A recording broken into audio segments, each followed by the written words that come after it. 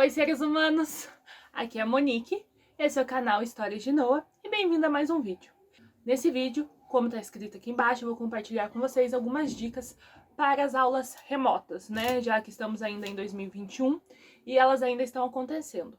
Muitas delas eu também uso com minhas aulas online particulares, tá? Mas eu deveria até ter gravado esse vídeo antes, mas eu achava que não deveria porque não tinha experiência, né? Como que eu ia gravar isso? Daí, como já passou o ano de 2020 inteiro, já estamos em abril e ainda tá rolando isso, eu vou dar algumas dicas. Então, roda a vinheta e eu já começo a falar.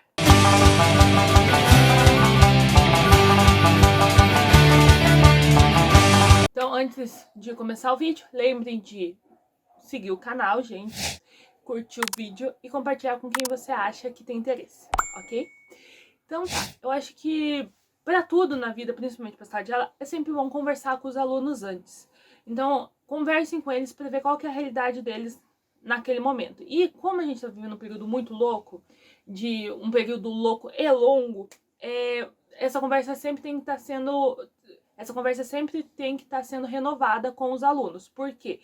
Às vezes eles estão em casa, aí os pais não estão dando conta, mando eles para passar um mês no sítio com os avós. Aí você tem que ver se lá vai ter internet. Os alunos normalmente usam o computador dos pais quando eles têm, porque a maioria das vezes eles só tem um celular.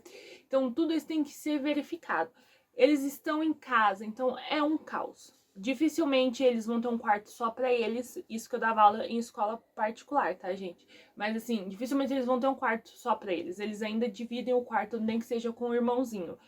Se os pais estão em casa, tipo, eu dava aula 1 da tarde. O que acontecia nesse horário? A família ainda estava fazendo almoço, preparando almoço, tinha gente que começava a comer no meio da aula. Então, assim, vão ter barulhos. Então, pedir para ficar no mudo é uma boa dica, mas entender também. Eu acho que não dá para você falar, não comam na hora da aula, porque se você falar isso, se você sempre marca a aula para aquele horário, porque não é muito os professores que vão marcar a aula, como que você vai fazer? Porque você não tem como chegar para os pais e falar, ó, se organize aí. Porque eles estão em casa, eles não estão lidando nem com a vida deles. Imagina com o horário da escola, entendeu? Então, assim, nesse período, principalmente, muita empatia. Principalmente quando é criança, porque se você tá tendo aula com adulto, se você tá dando aula para adultos, né, você chega e fala, ó, se organize um pouco melhor. Mas a criança, ela não depende só dela, tá? Ela depende da família toda que mora na casa e um respeito. E a gente sabe, é só lembrar da infância, gente. Se a gente queria dormir até mais tarde, a gente queria dormir até 10 da manhã. Dificilmente os pais iam fazer silêncio até 10 da manhã, porque tinha uma criança dormindo, um pré-adolescente dormindo, né? Que a gente tá falando de Fundamental 2. Agora, se os pais resolvem dormir até mais tarde, a casa tem que estar um silêncio. Então, a gente tem que lembrar disso para as aulas online, porque sempre quem vai sair em déficit ali vai ser a criança. Então é normal, eu dava aula, era normal quando a criança abria o áudio para falar, ter música no último, rodando lá. E ainda pegava e gritava, fala mais baixo aí. Pais, né? Saber relevar essas partes. Mas pedir para deixar o mundo mudo, para não virar uma piada também, não virar um certo bullying na sala. Para as tarefas, assim, sempre, toda aula fazer alguma coisa diferente. PowerPoint é bom. Aprender, tem vídeos aqui, gente, se você vai dar no Zoom, ou se você vai dar no Google Meetings, no YouTube, vai ter vídeos de como você usar essas ferramentas e dicas para você fazer atividades diferenciadas dessas ferramentas. Tem vídeos aqui de como usar o PowerPoint em sala de aula de formas diferentes, não só aquele PowerPoint basiquinho, escrito coisinhas, como colocar vídeos no PowerPoint, como fazer o PowerPoint interativo. Procurem essas ferramentas diferentes. Vão ter sites para você fazer jogos online, onde todos vão poder participar. Coloque aqui no YouTube mesmo, vão aparecer sites para jogos online para usar na sala de aula. Tem tudo aqui. E aí você vai ter a videoaulazinha ali curtinha, você aplica isso na sala. Para o aluno ter coisas diferentes nas aulas e ele não esperar aquilo.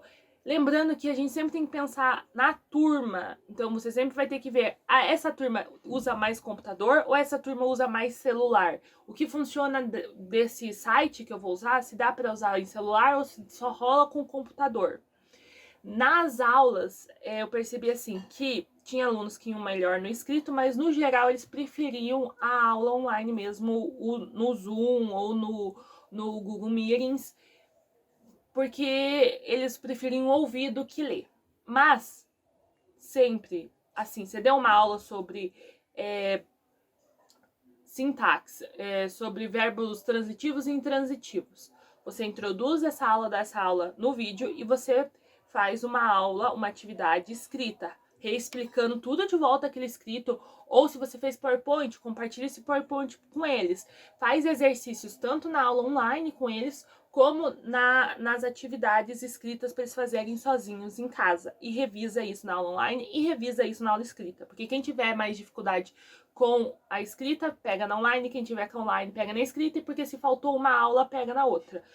Na escola que eu trabalhava, eles gravavam as aulas, então os alunos podiam também, caso eles tivessem faltado a aula online, rever essa aula depois. Então, não sei a escola de vocês, mas se vocês dão numa escola que não grava, vocês podem perguntar para a diretora se vocês podem gravar para compartilhar isso com os alunos depois. Caso tem isso também, né? A aula às vezes é muito longa. Então, tinha alunos que eles realmente tinham muita dificuldade. Aí eu enviava um videozinho do YouTube que explicava o mesmo assunto em 2, 3 minutos. E aí falava, ó, veja esse, vai que com esse professor aqui você pega melhor. E aí você tira as suas dúvidas de volta comigo e a gente vai fazendo esse movimento. E aí também prestar atenção, isso é coisa de sala de aula normal, né? Se o aluno tem o básico daquele conteúdo, tipo, se ele tem a número, se ele sabe o que é sujeito, se ele sabe o que é verbo, se ele sabe o que é predicativo, se ele sabe o que é adjetivo, para facilitar na hora na hora de analisar a sintaxe da frase, né? Uma boa dica é, quando começar a aula, você já fala o que vai ter nessa aula.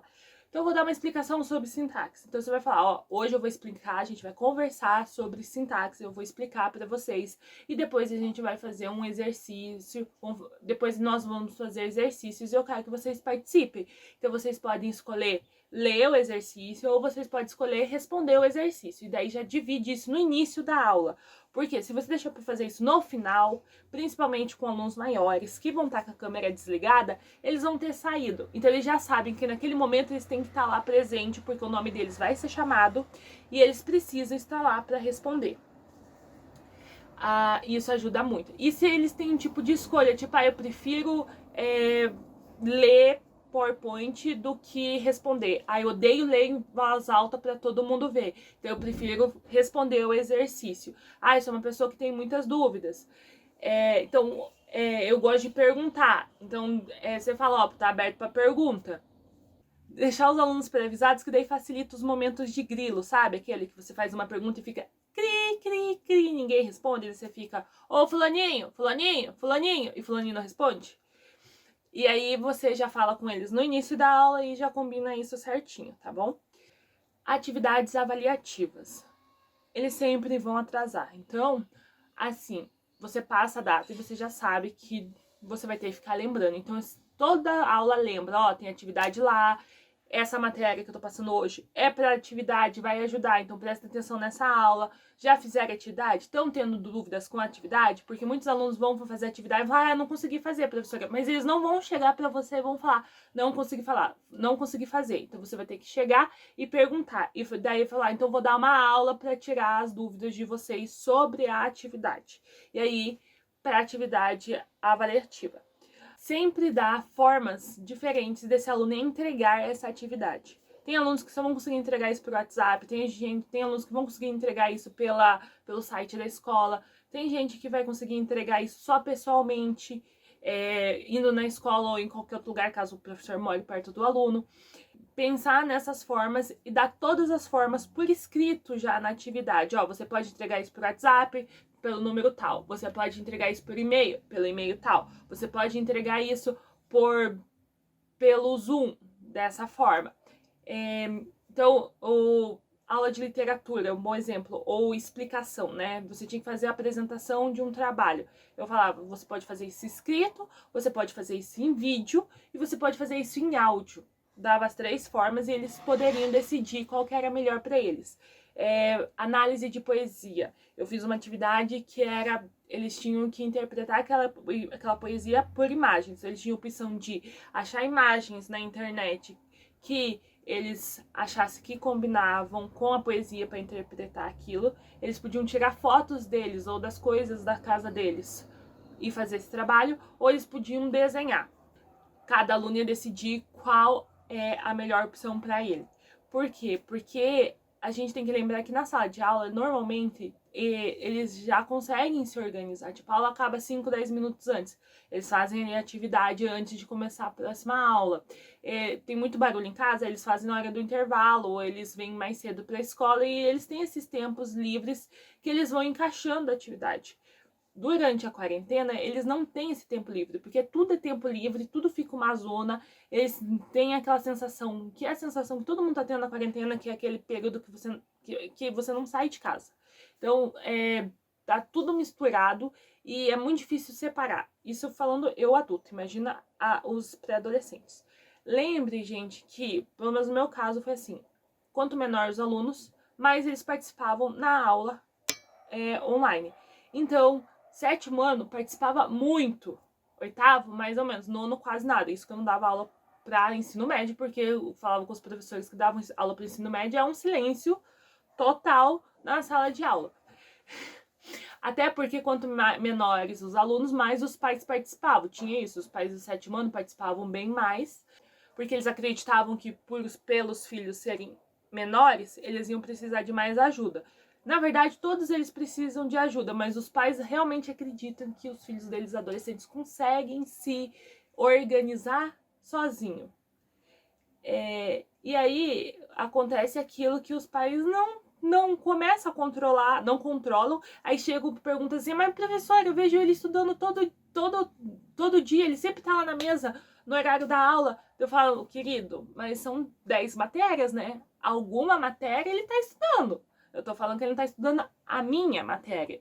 E aí é isso, do tipo, não esperar até o final do mês para avisar o pai.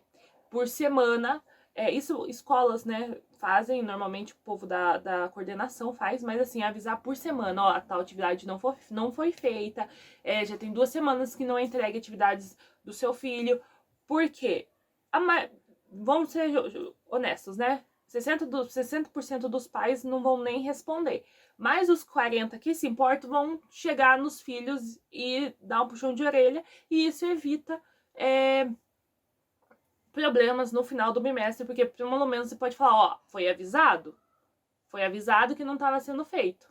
Para aula de literatura, eu fiz aqui já, eu acho que 2 ou 3 vídeos falando especificamente sobre aula de literatura.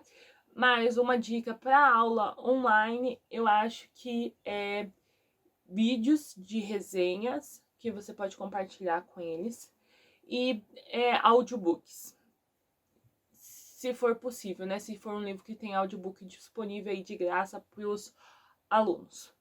Eu acho que é o melhor. E aí fazer discussões com eles na sala de aula e aí explicar, ó, nessa aula a gente vai falar sobre tal capítulo.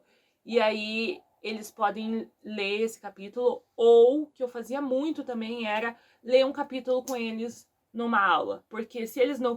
eu li lá o 1º e o 2º capítulo, achei chato, desisti do livro. Aí você tá lendo o 4º, aí vocês começam a conversar da história até aquele ponto, aí eles ficam interessados e voltam para ler.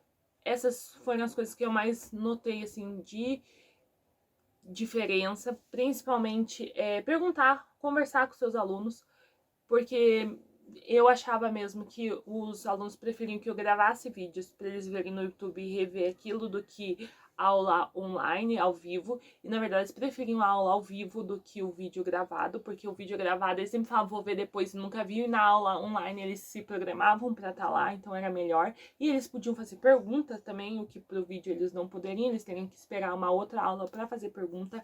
Então assim, converse com seus alunos, eles vão te explicar o que funciona melhor, você também vai perceber isso. E tente não se desesperar, gente, se cobrar tanto, porque é isso, sabe? É uma situação muito louca. Esse 2021 tá ainda pior que 2020, porque 2020 a gente ainda tinha um pouco de esperança e agora tá bem carregado, bem pesado. E assim, façam o possível e não enlouqueçam pelas coisas que não dá pra fazer. E relaxem, porque as atividades que você vai mandar para casa não vão ser todas que vão ser feitas. Tem alguns alunos que vão fazer a maioria, mas assim, a grande maioria vai fazer só as avaliativas mesmo, e é isso, tá? Espero ter ajudado em algum ponto aí, e até o próximo vídeo. Tchau!